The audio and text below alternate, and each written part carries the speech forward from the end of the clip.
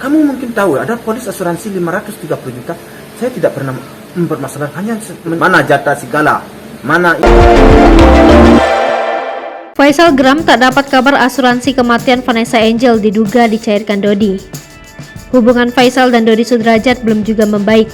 Persoalan Dodi yang akhirnya mengajukan banding belum usai. Kini Faisal kembali kecewa perihal uang asuransi kematian Vanessa Angel yang diduga sudah dicairkan oleh besannya. Faisal mempertanyakan keberadaan uang asuransi tersebut.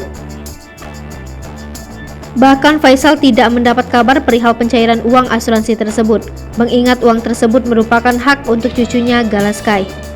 Lebih lanjut, Faisal juga tak terima uang tersebut dipergunakan oleh orang lain yang tidak memiliki hak. Ia akan berjuang atas hak Gala dari uang asuransi tersebut. Dalam kesempatan tersebut, Faisal mengungkapkan bahwa ia diminta oleh Dodi untuk menandatangani surat pencairan asuransi. Namun ketika akan disahkan oleh pengadilan, Dodi justru membatalkan persetujuannya. Ia merasa dibohongi oleh besannya itu.